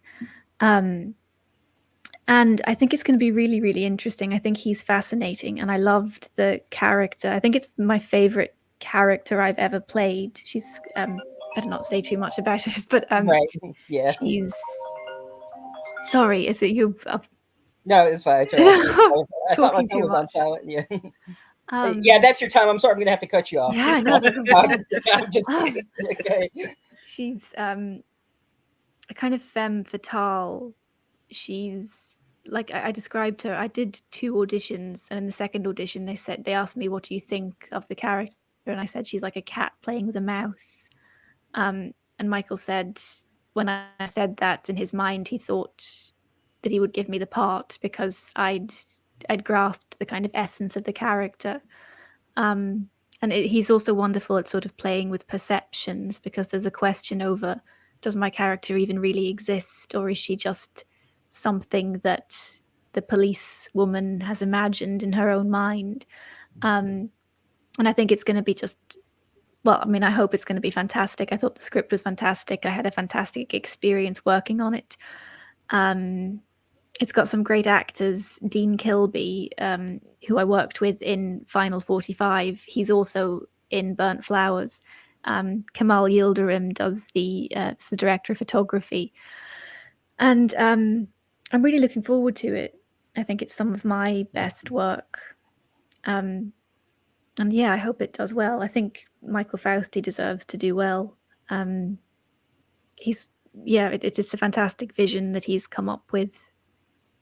I don't know whether I'm explaining it very well, because it's kind of complicated, and it's a sort of several interweaving storylines. That's okay. We'll see it when it comes out there. But I recommend it. Sounds good. We'll keep an eye on that. Since you said, though, that sort of goes back to 90s and 70s, is there any time period that you've enjoyed playing in, or a time period you would like to portray a character? Yeah, I'd love to do something set in the 20s. I want, I want to put on the roaring 20s flapper dress and waltz around. The problem is the budget, because I think generally making period work is more expensive, because you can't just set up a camera and film on the street or in this room or something, because everything has to be dressed to look like the period. And so low budget producers rarely attempt to make period work for that reason, because of the budgetary constraints and the difficulties of sourcing the correct costumes and when you start to look at every feature, like the light switch on that wall is not correct for the period, the door handle's not correct, so everything has to be taken apart and built up from scratch. But yeah, I mean, and I think the attention to detail in ordinary things in the 20s was beautiful. Like, even just, I have a vintage telephone, which you can't see, from the 20s, and that's just an ordinary object, but it's so beautiful and beautifully observed and put together, and it's just, yeah, I think it would be beautiful. I need to be in the remake of Gatsby again. They need to make it yet again. They've already made it twice. Yeah. Besides that phone that you have from 20s, anything else that you like to collect? Or, I mean, it doesn't have to be from that time period, but do you have any collections? My guilty pleasure is buying jewelry, and I spend money I don't have buying beautiful gold pieces. What am I wearing today? This is a gold coin.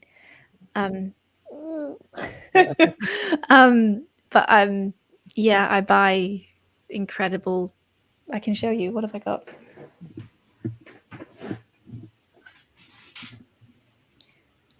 Like, this is a necklace which ends in a sort of gold globe,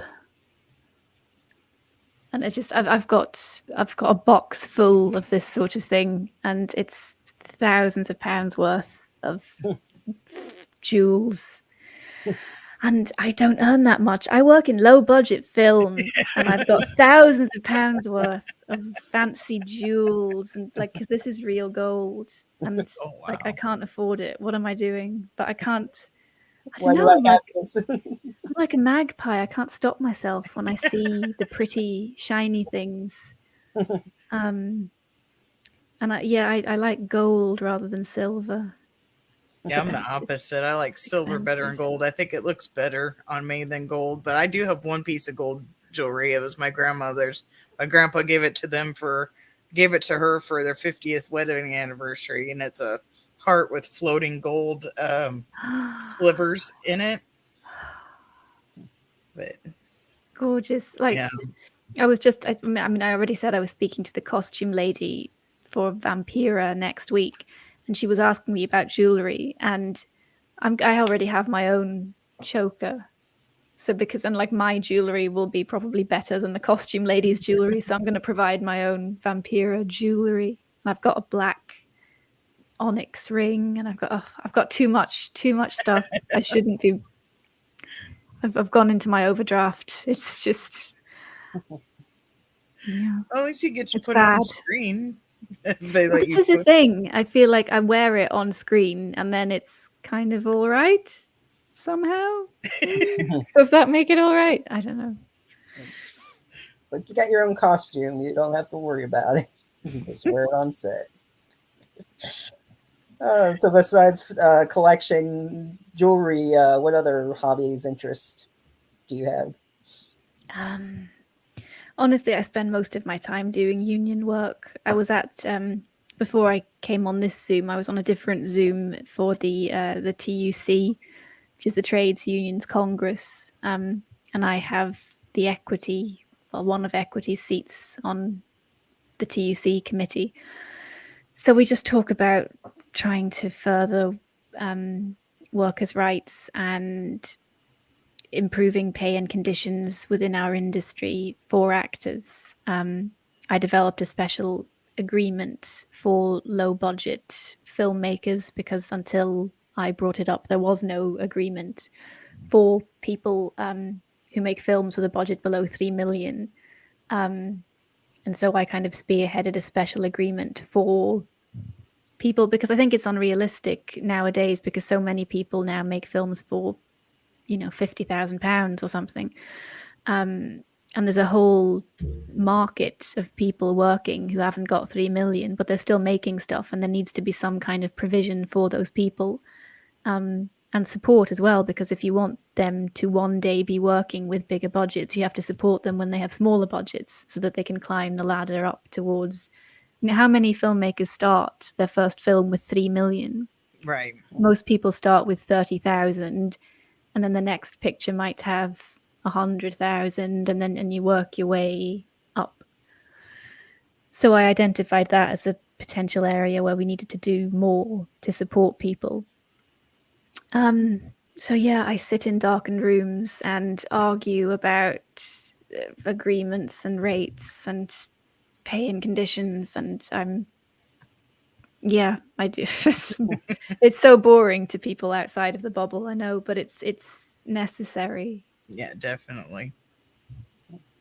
And we got to support the indie films. If we don't get the bigger budget films eventually, or get rid of the indie films, and you pretty much get rid of the movie industry, because people starting out could eventually be somebody Also, that, I think you can afford to take more risks almost in the low budget bracket, because if you do have 30 million riding on this film, then the last thing you're going to do is take a creative risk, because you need to make sure that you make your money back for the investors, which means using the same tropes over and over again, the same faces on the screen over and over again, because people want to make sure they get their money back. Whereas if you haven't got millions riding on it, you can afford to be more creative. So I think there's pros and cons to having a low budget, but we need to protect that industry and those voices. Otherwise, you'll never get any voices other than the big studios and the Marvel movies. right. And some of them might not even have, like James Gunn, for example. He started out in Trauma. Yeah. So yeah. Now he's doing, Guardians of the Galaxy and whatever else he's doing. But I'm not huge into the comic book movies, so I've seen them because my husband is, but I don't know what all they do. But he started out in Trauma films. Now look at him. Yeah. James Wan started out with Saw. I don't know if that was his first, but it's the first one that we pretty much recognize him as. And then now he's doing like The Conjuring and all them, more big budget films. No, I completely agree. So I think it's so important, and that's what I spend my energy doing. Nice. Definitely, we need people fighting for that.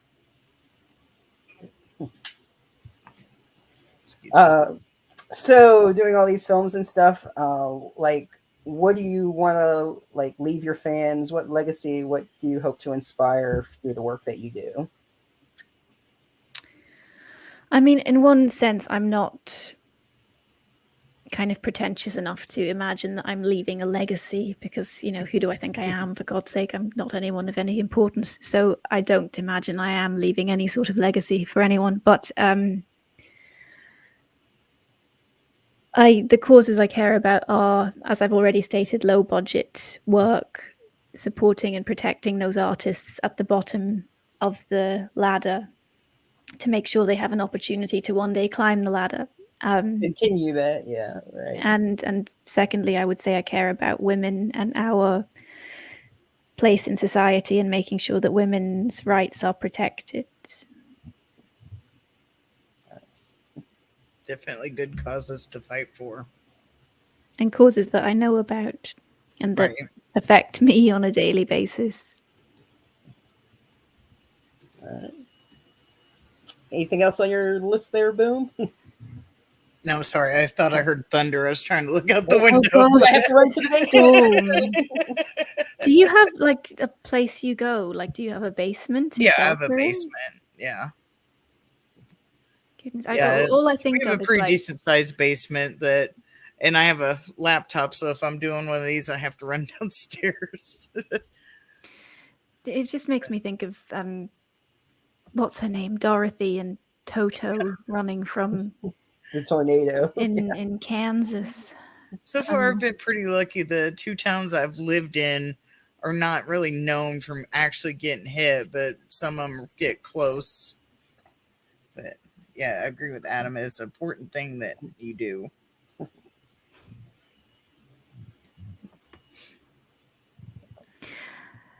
Look, I mean, it was lovely to meet you both. I'm aware that I've been yakking for an hour and a half. No, So, it's I mean, fine. if you're I was gonna finished, say, I think that pretty much sums it up. Unless there's anything, of course, we'll share the Kickstarter. Thank you so much. You're welcome. Any social media or anything you want to share, or you can share my Instagram if you'd like. Okay. If you want, you don't have to. No, we shall. So. Do you go by your name, or do you have like a different name on there? No, I've got one name. I'm the same name everywhere. Like it's no, I don't hide People behind. like to like mine. I go like pretty much everywhere. It's Miss Boomstick everywhere except for, of course, like Facebook where I have my real name. But everywhere else, I go by Miss Boomstick. Some people like to have the alias. So. Yeah, no, I don't have an alias. This is the thing. Everything I say, it's me, and then you have to stand by everything you've said, which I do. Yeah, so I want to say thank you to both of you for giving me your time this evening. Well, it's evening with me, right? And just that I am very grateful. Yeah, and thank you both so much for talking to me. Thank you for joining us. So we'll keep in touch, and maybe once that other stuff comes out, we can have you back. So we'll bless you. You're so kind. All right. I hope I haven't been too boring. Thank you so much. No, learned some cool stuff and how. Thank you. Okay, see you later, and thank you. Anyone who's watching, thank you for coming. Bye. Right. Bye. Have a good night. Stand strong. Well, you're welcome. Yep. So I'm looking forward to that How to Kill a Monster, or How to Kill that's Goosebumps, book number 46. How to Kill Monsters. There we go. It's like I got goosebumps on the brain now. Yeah, I watched the trailer last night, so I didn't get a chance to watch it beforehand. And it looks great.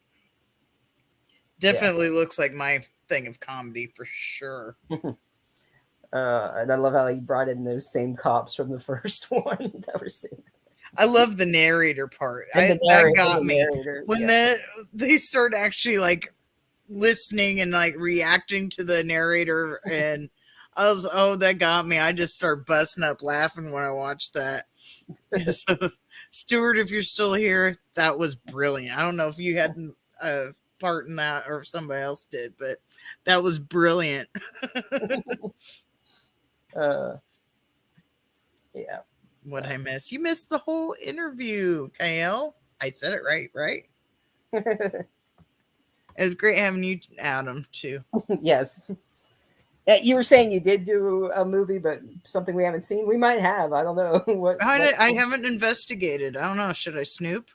Yeah, see if he got any credits on there or if he wants to tell us. Because who knows? We might have seen it. I mean, we watch a lot, so. Oh, there's more than one Adam Davis. No. I'm not sure which one he is because there's no picture. There's an Adam Tex Davis. I'm assuming that's probably not him because I'm assuming somebody that has Tex in the name is probably from Texas. Then there's Adam Davis. It says Art Department and Super 8. And Adam Davis, additional crew. Also in Black Panther. Okay. And Adam Hart Davis with a hyphen. Additional crew.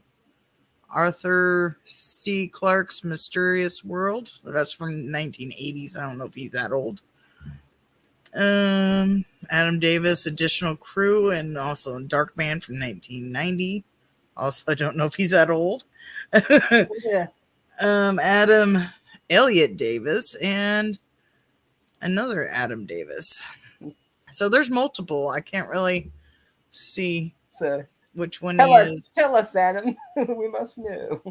But yeah, Stuart said the narrator was actually Aaron, who plays the cop. So he's technically that's even better. But yeah, I started cracking up laughing when I saw that. I was like, "Oh, that's brilliant!" And now it's even better that he's talking to himself. Oh, that'll be fun. Right. I saw that, and the girl, I think it was Lindsay. I was watching on my phone, so I didn't get a clear visual of it. And the girl's like, "Yeah, let's hear it," and he's like, "What?"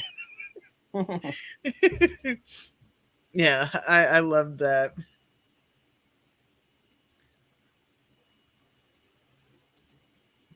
Yeah, I don't know where. Maybe he just that Adam guy. Maybe he just resembles somebody, but because I don't know. There's so many on. There's several on IMDb, so I don't know which one he is to look him up. Oh shoot! Ow! Ow! Ow. I don't know if that came over the mic. If it did, I'm sorry. Crackety crack. Yes, the famous Pepsi. So, I have to keep my shoulders popped, or it gets bad. mm, I'm thinking I might when we're done here, I might have some pierogies. Boom, there it is. That's what Sam's doing. Yep, there's the crack. Yeah, it's not too pleasant how loud they actually pop. You can actually hear it because this one's messed up. So sometimes it pops, sometimes it don't. But Well, it's not like Pringles though. Once you pop, the fun don't stop. then once it pops, usually fun does stop. You're like, ah, that's it. That's what I was saying. It's the opposite for that. Right? What kind of rogue? Yeah, what is rogues? Pierogies. Yeah. Rogues. It's almost shaped like ravioli, Mm, but it's got mashed potatoes in it. that's right. Like ganache, I think. I like to put hot sauce on it, garlic, salt. Yeah.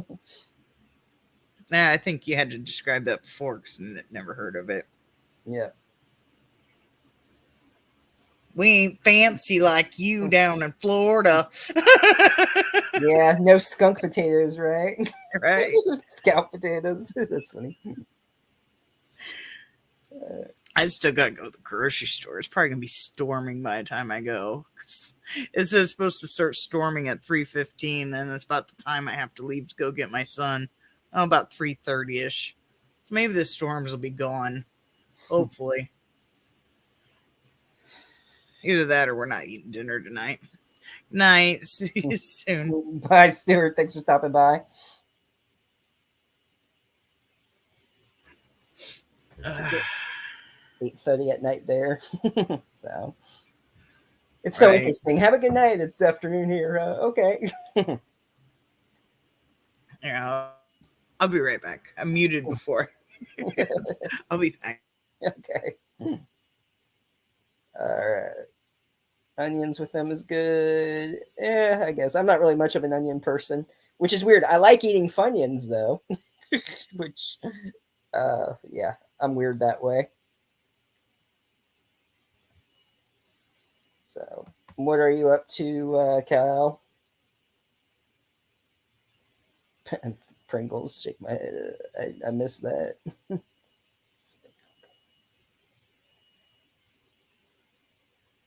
But yeah, that's the kind of shake. You want me to shake your head? What? No, that's okay. I might break your neck.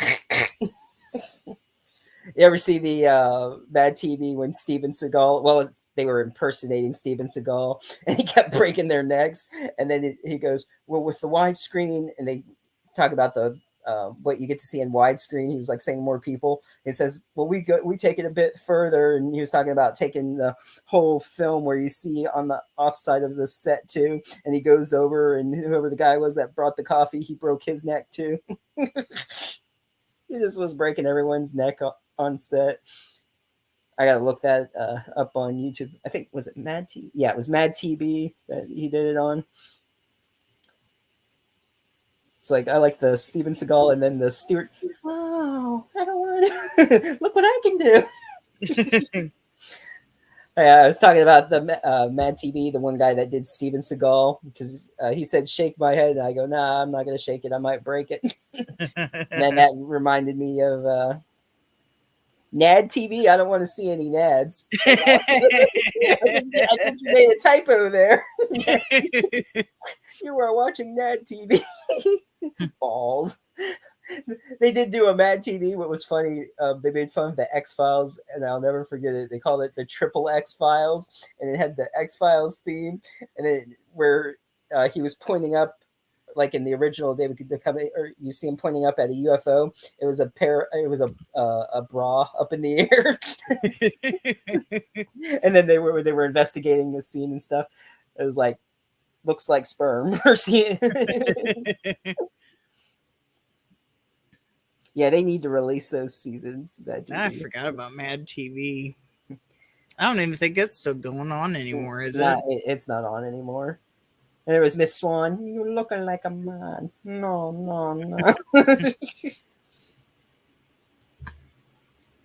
That was fun. So. Man, because Saturday Night Live hasn't been funny in a while. I haven't watched Saturday Night Live in I don't know how long now. Yeah, it's been forever for me. But it hasn't really been funny, I don't think. I don't know. Mm-hmm. No, I don't remember the last time I actually watched it. I might have to go and just like watch one recent one just to see who's on there. I don't know, like seriously, I don't even know who's on Saturday Night Live. Yeah, I have no idea either. I mean, I'm sure it's all new people, of course, but it's like the 90s ones was really funny, and then the originals, and that's pretty much it.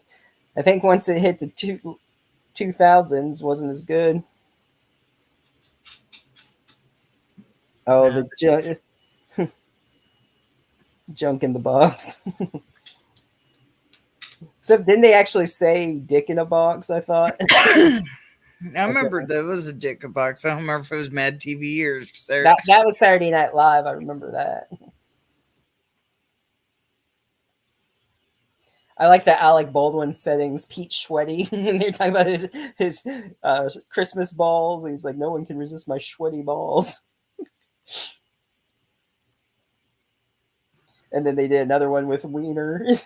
He's like, when a 9-year-old boy gets his hands on his own sweaty Wiener, he gets to enjoy his Wiener for the first time. And then they had Collins. So he didn't want to type that. Oh, okay. He didn't want to type that. Okay. Yeah. Well, I'll just say it. You know, we say whatever on this show. It doesn't matter. But yeah. Come on. Quit. I like when they were doing the hot dog one, the wiener, and he was and some guy was calling in, and he's like, "Tell me about your wiener, Pete." And he goes, "What would you like to know?" And he goes, "Well, right now the ladies are having to go at it." And he's like, "Oh, okay." He's like, "Anything else?" "No," and hangs up. And I think it was Cherry. Was it Cherry or Terry or the other one? Anna Gasteyer. When she takes a bite of the hot dog, she's like. She's accidentally said it's a good peener. Started laughing. The cat wanted it.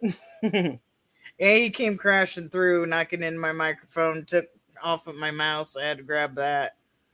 So, walked on the keyboard. So, luckily, I wasn't on the comment screen. Cat leaving comments. I'm just glad he waited till now to crash. Yeah. Because he did come bug me before when I first sat down. It took me a minute to get him gone. So, and then he went and lied down at his tower till just now.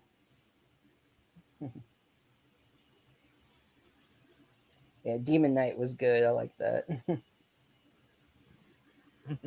It was just saying a quote from that there. That's when it's been a while I haven't watched. I like Demon Knight, Bordello of Blood. The Ritual was okay, but not as good as Tales from the Crypt movie as those two. I like those two better. I don't think I've seen The Ritual. I mean, it was Demon Knight and Bordello of Blood, but I don't think I've seen The Ritual. I mean, it was okay. Yeah, I don't know. It was okay, but I don't know. I like Bordello of Blood and Demon Knight. And what's funny about this? The only time this cat pays attention to me is when I'm over here, or he wants food and nobody else is around to feed him. Only time he pays attention to me. He never cuddles with me. He never sits in my lap. He only, he tries to murder my son. He tries to get cuddles from him, but he won't really pay, I shouldn't say pay attention to him. He won't cuddle him. And then he'll annoy my husband and cuddle him when he gets home and sleeps with him at night. Only time the cat pays attention to me, it's when I'm here. I guess he wants to be paid attention to on the screen too. Yeah. Yeah, Demon Knight is the best one, I think. There you go. Cat's trying to catch the mouse. He uses you. You seem very upset about this. Yes, it was my idea to get the damn cat. He wouldn't be here if it wasn't for me. Because I found him on Facebook. A lady who was giving him away for free. We got him as an adult cat. I think we've only had him for like 3 years, maybe. It was my idea to get him, and now he's like, it goes, try to see the order. My dog, because they're best friends, and then my husband, then my son, then me. It's like, really? You're even below the dog. That's sad. When we come home after leaving, because we'll leave, we don't take him with us, but we'll leave down plenty of food, and then our neighbor has a key to the house. He'll come and check on him. We'll be gone for 3 or 4 days, whatever. We come home. First person he greets is the dog. And then he starts greeting everybody else. I'm the last man on the totem pole. Always. Even when we're here during the day, was just when he got, my husband's at work. I'm, my son's at school. Just me and the dog. He'll play with the dog, sleep in his tower, do his thing. But once I come home with my son, it's all over. He starts hollering and chasing him. Don't pay no mind to me all day. Where's the milk? Oh God, yes. And this cat's incredibly stupid too. It's like he knows what a milk jug is, but he also thinks any pitcher, like any regular pitcher, is milk too. The other night he was meowing at my son because he grabbed a can. It wasn't a Pepsi can. I forget what can it was, but just a can. He started screaming at him like he thought it was milk. And when you do give him milk, he just like sniffs it, maybe takes a couple licks and walks away. Like, why the hell are you screaming and throwing a fit over it when you don't really want it? Who knows? Animals are weird. Yeah, cats are so unbothered. They be looking at people like, yeah, okay. I saw this one thing where it said cats don't even care, and it was on the table next to this candle, and the dog was there, and the cat's tail caught on fire, didn't even do anything. It just stood there, and the dog ran off. But then, like, he like whacked his tail, and it put out the flame, and it was fine. Like, it didn't even do anything. But I mean, it was like it wasn't meowing or nothing. I'm like, what the heck? It was on fire, and it just put it out.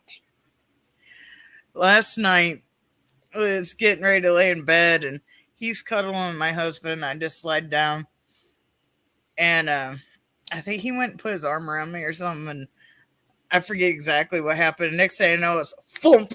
I get hit in the head with a tail. Like, stay away from my man.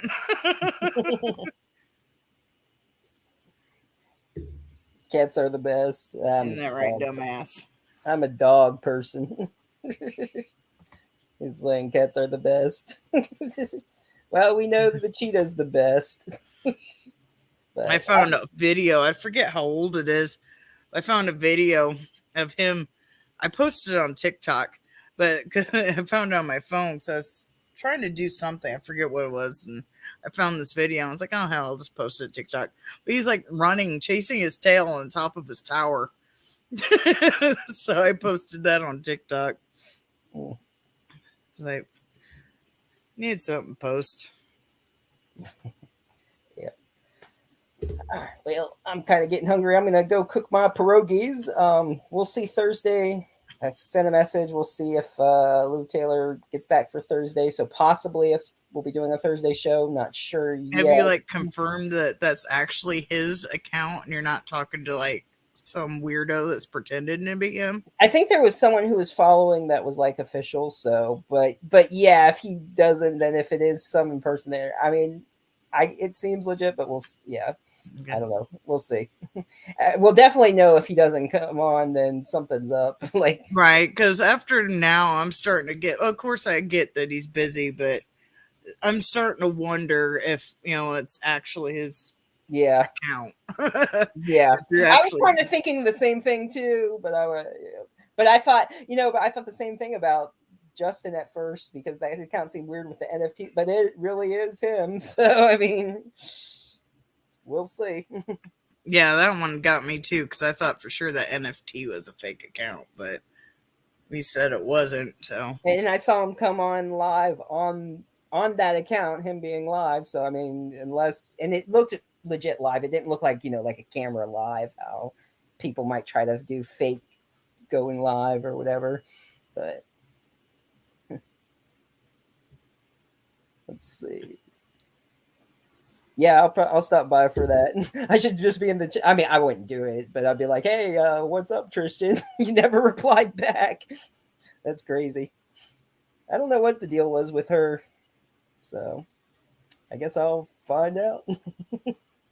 So I didn't realize that was this Thursday. Hey, that's weird. I don't I know. mean, it should be allowed. He can come into chat and make fun of your mustache while we have a guest, so that should be allowed. So that's all right. Just saying. Oh well. I needed to shave anyway. Yeah, well, you shouldn't shave it because other people. Well, no, I like shaving it. I just didn't have a razor at the time. I'm not. But it's funny though. People are like, "You look like Steve Zahn from National Security." So after a while, though, it feels kind of. I don't know. I'm not big on facial hair. One time though, I did let my beard grow, and it was funny. Um, I just like grow, and someone actually goes. They actually asked me if I was doing it because I was Amish or a religious person. Like, I was like, no, because the way it looked, it kind of looked like an Amish beard. It like didn't grow in. Let's see. Your background my background's the Matrix. It's my bed. It's the skeletons. I disappear. So yes, the Matrix is real. I'm proof of it. What was that? I saw something. I can't remember if it was on TikTok or YouTube or Facebook, but it like showed a squirrel that like disappeared into the road or something. Did you see that? Mm-mm. It was weird. Like they're like, where'd that squirrel just go? There's like a glitch in the Matrix. No, I haven't seen that one. I'm surprised. I usually watch stuff like that, but no. And then they were showing. I haven't tried it, but they took their remote control and they put it in the corner. Like they just showed it. Well, I mean, I don't know if they stopped. There's ways to fake it too, but they showed Right. the control and they put, or was it a cup or what did they put in the corner? But they put something in the corner in the wall and it's stuck. And they're like, what the fuck is this? And it was in their hotel room where they were putting stuff. They're like, how is this even possible? Which I'm wondering how they even think of like putting something in the corner of a wall to stick up anyway. So Yeah, it makes me wonder if they have something rigged to make it stick there. Because why would you just grab, let's say, your phone, stick it to the wall? yeah. I don't know what the object was. It's just the only thing I have like right near me is like 2 phones and my tablet. Yeah. But it was something weird like that if it was remote and they were in the hotel room and it was like sticking to the wall, but they probably were just putting something. I mean, because what even makes you think of trying to stick something on the wall? So, Right. but that squirrel thing. It was either a camera trick or possibly good. Either a camera trick or they did something to it to make it stick. Possibly. Yeah. Sometimes you can catch the edits pretty well. Once I started teaching myself editing, I've learned, because I used to watch a lot of supernatural YouTube channels that would have like, when just one person like doing the, like hunting out the building. It was like a collaboration of different videos. And, I used to like believe, oh, this is 100%. Then I started learning editing. It's like, oh, wait a minute. Pretty sure that's an edit. I don't think this is real anymore. Yeah, you know what to look for. Like I hate that. Like people who want to fake stuff, it's like stop faking stuff so we can like figure out the real stuff Right. scientifically. Like don't do that. I know I used to follow this one ghost hunter. He would also do like urban exploring. And I was so dead sad. I'd watch every video. As soon as it was up, I'd watch it. And then I found out he did a collab with this other dude that also did the same thing. And he did something that pissed the other dude off. So he had behind the scenes like footage that he released of showing that that guy was like faking footage. And so he like busted him out for faking it just because he did something that pissed him off. And so he busted him out for being a fake. I was like, I believe this shit. It's like, really? And now you're on camera saying, there's an actual person like hiding down the hall and they're going to do this, make sure you do this. And it's like, man, I don't think I've watched a single video of his since he got busted out for faking this shit. I was like, man, your shit was like the realest stuff too. Well, it seemed real anyway. Yeah. It's like just like UFO story. We sort of brought it up before, but how people do all the fake UFOs or some are real, and it's like I remember watching this one series. I forget which series it was, but it was like a UFO series. I think I'd gotten it from the library, and they were like showing older interviews after Betty and Barney Hill. I don't know if you've heard of them. They were like the first married couple abduction story. Oh, okay. Yeah, it took me a minute. I was like, the names sound familiar. Yeah, I know who you're talking about. It was not that matters, but during that time, it was an interracial couple that it happened to. So, yeah, and they were the first ones to tell of an abduction. But then they showed like somewhere. Oh, is that your alarm? That's weather radio going off again. Let's see what it is. Yeah. It's okay. Come on. Almost sounds like laser guns going off. Doesn't it?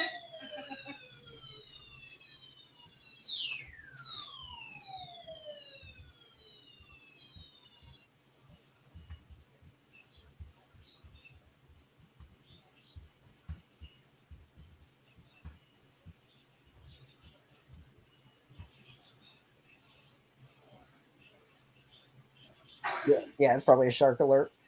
The Lockdown Hauntings and Blood Spirit's a good one. She has a bigger part in Blood Spirit, and The Tombs is another good one we were talking about, where they actually filmed near London Bridge underneath their actual tombs that they used in that movie. So I watched, did I watch 4 or 5? I watched the Lockdown Hauntings, Blood Spirit, Tombs, and 7. Oh, and Vampire Virus is the 5th one. Those are all on Tubi. It's getting closer. Oh no. Yeah, the closest town they mentioned was Milton, which that is like a small town right on the outskirts of my town. Apparently the storm has strong hail. Yeah. It's got a half hour to get his ass out of here, though. So. Let's see. No, Eric Roberts wasn't in that one. I don't know if there's a movie called The Tombs with him, but that's the one they filmed in London. Who knows? Eric Roberts been in tons of stuff. It's like, doesn't he do like 10 movies a year? I'm not sure. I know, baby. I know. Come here. Can you make it? But I am really getting hungry, so I'm going to go boil my pierogies. Yeah, my dog's freaking out because now it's thundering, so I'm going to have to put her in the basement anyway. So yeah. All right, so go take care of your animals. I'm going to do that. Thanks for everyone who stopped by, and we'll maybe see you Thursday, ? If not, Saturday, of course. So, all right. Right. Bye. Bye.